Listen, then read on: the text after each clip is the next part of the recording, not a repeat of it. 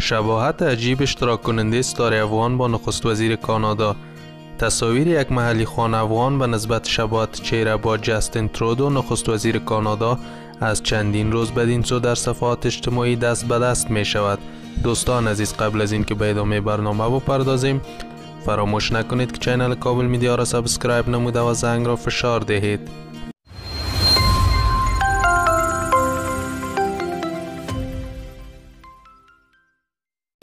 سلام مفتون باشنده اصلی بدخشان و یکی از اشتراک کنندگان برنامه ستاره افغان است که به دلیل شباهت زیاد با جستین ترودو نخست وزیر کانادا عکس‌هایش کنار عکس ترودو در صفحات اجتماعی در رخنامه‌ها و صفحات مجازی اشتراک گذاری می شود.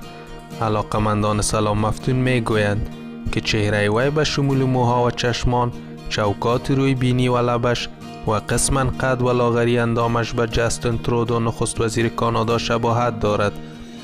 قبل از این عباس علیزاده ورزشکاری که به بروسلی و هنرپیشه معروف دنیا شباهت داشت به اساس همین شباهتش از طریق صفحات مجازی شهرت یافت و اکنون قرار است به زودترین فرصت در یکی از فیلم‌های سینمایی هالیوود هنرنمایی کند. دوستان عزیز، از این که تا آخر برنامه با ما بودید جهان سپاس.